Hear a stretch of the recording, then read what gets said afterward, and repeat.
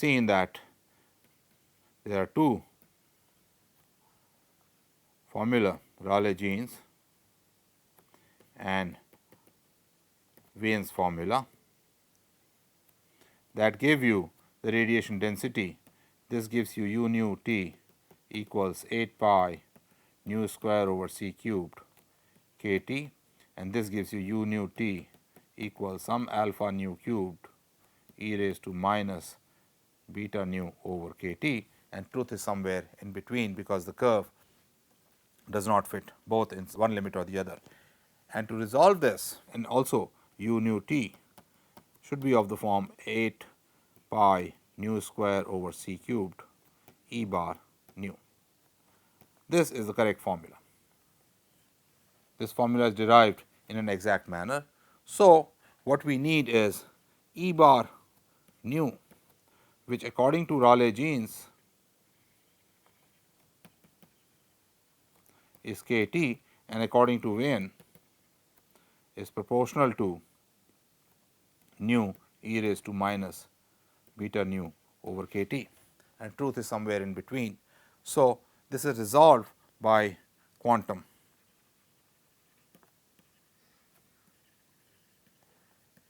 hypothesis, which says that an oscillator cannot have continuous distribution of energy, but can take energy in units of h nu. H is some constant. So, the energy of an oscillator with frequency nu can be 0, h nu, 2 h nu, 3 h nu, and so on, but cannot be continuous. Classically, we had continuous distribution, but now it cannot be continuous. Let us see how this helps in getting the right formula, or the Planck's formula for correct formula for the distribution of the spectral density of the radiation. So, suppose an oscillator has energy n h nu, then at temperature T, the probability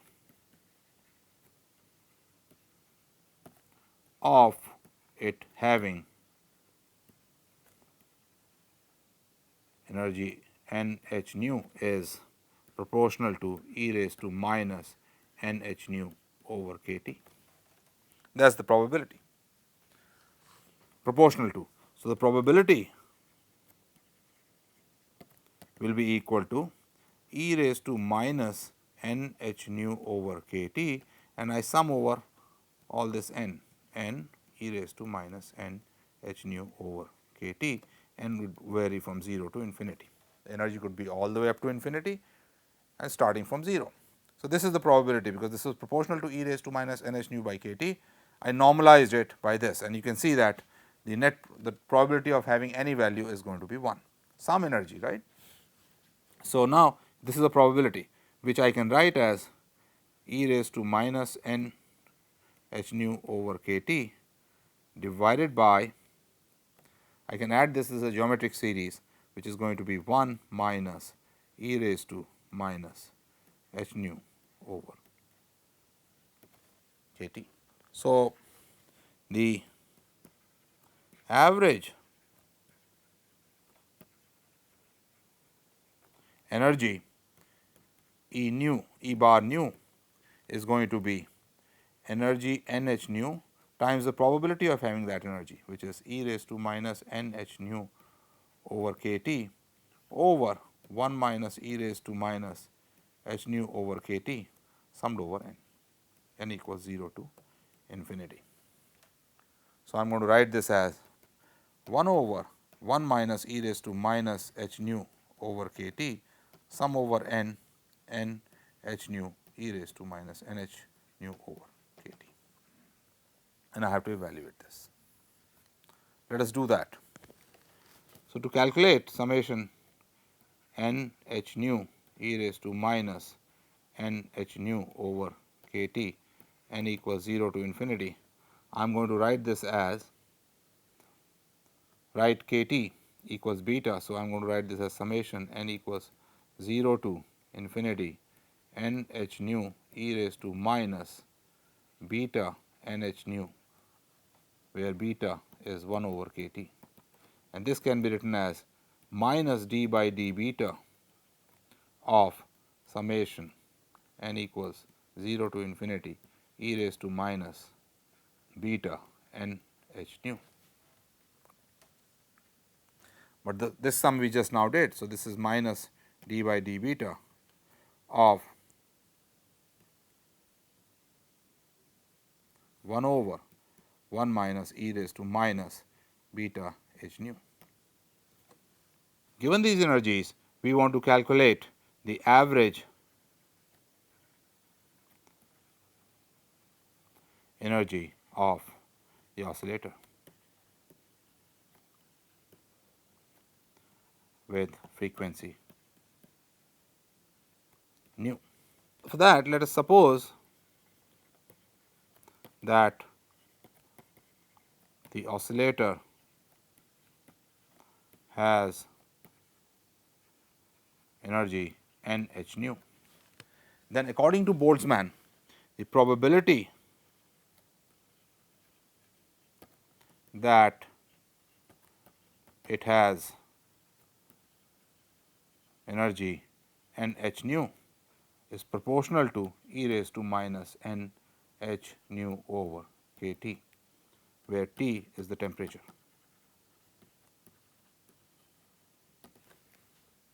And therefore,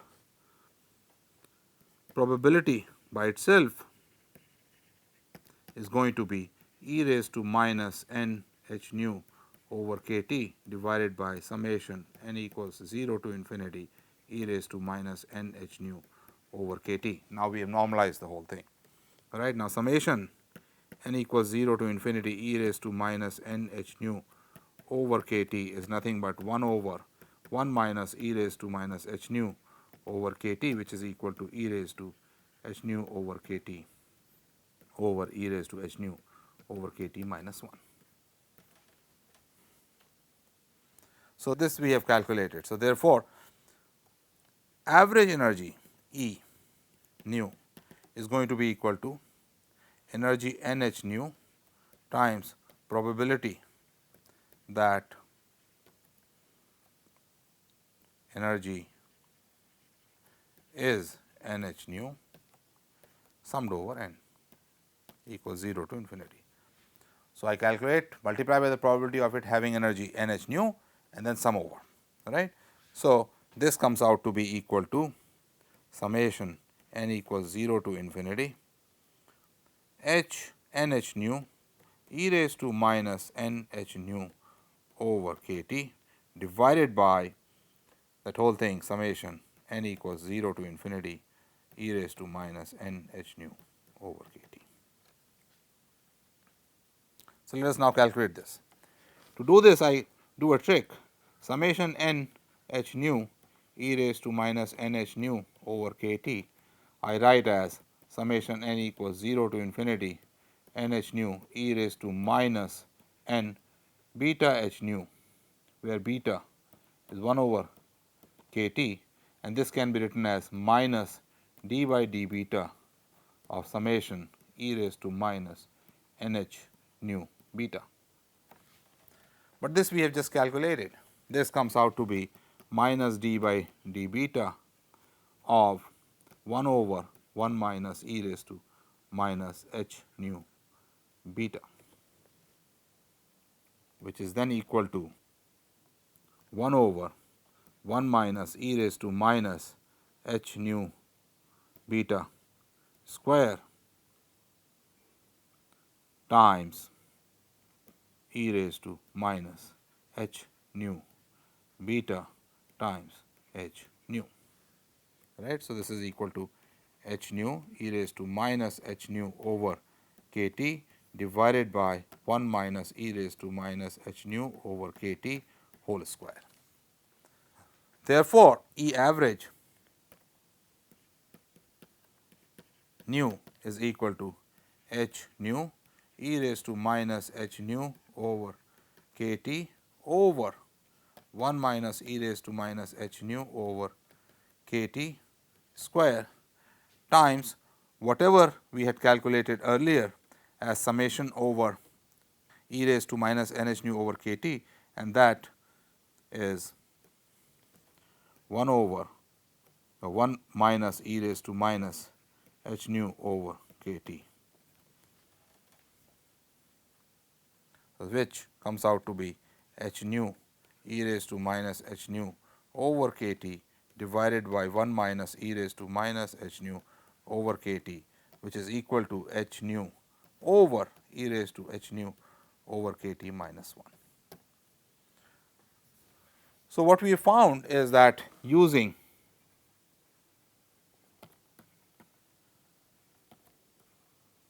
quantum hypothesis and Boltzmann probability, that average energy of the oscillator is h nu over e raised to h nu over k t minus 1, and therefore, u nu t is going to be 8 pi nu square over c cubed h nu over e raised to h nu over k t minus 1. Notice which is 8 pi h nu cubed over c cubed 1 over e raised to h nu over k t minus 1. Notice u nu t is of the form nu cubed f nu over t, number 1. Number 2, if nu over t goes to infinity, that is very large or small lambda, then e raised to h nu over k t minus 1 will go to e raised to h nu over k t, and u nu t becomes 8 pi h nu cubed over c cubed e raised to minus h nu over k t, which is Wien's formula. And if nu over t goes to 0, it is very small, then e raised to h nu over k t goes to 1 plus h nu over k t, and u nu t goes to 8 pi nu square over c cubed k t, which is Rayleigh-Jeans. So, this formula derived by quantum hypothesis goes correctly to Wien's formula and Rayleigh-Jeans formula in the right limits. Much more important, the formula u nu t equals 8 pi h nu cubed over c cubed 1 over e raised to h nu over k t minus 1 fits the experiments.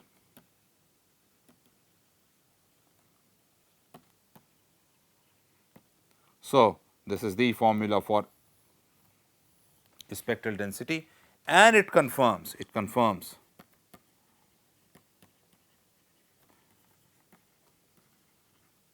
quantum hypothesis. That is, that the oscillator with frequency nu can take energies only in units of h nu. How about Stefan Boltzmann law?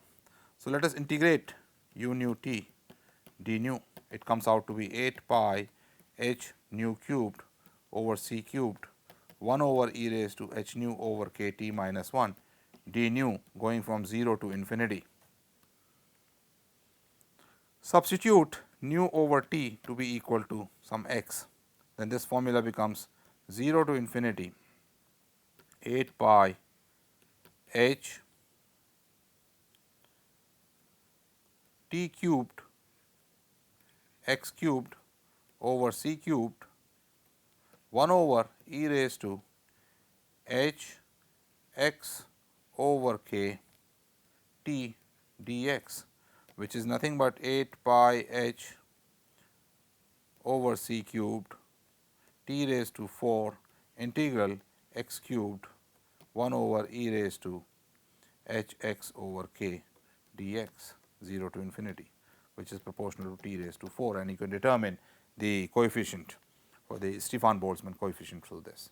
So, to conclude this lecture, what we have shown you is that the Rayleigh-Jeans formula and the Wien's formula are two limits of the correct formula which is derived from quantum hypothesis. So, from now on we assume that the energy levels of an oscillator are quantized. What other evidences for quantization could be there? That we will see in the next lecture, that you can extend this hypothesis further to include radiation, that radiation should also be quantized, and also the mechanical oscillators should be quantized. So far we have said only electromagnetic oscillators, those oscillators that are giving out radiation are quantized. We will see that mechanical oscillators can also be will also be quantized, and they explain the behavior of specific heat of solids at low temperatures. So, that the evidence for quantization becomes stronger and stronger, and then we will take off from there.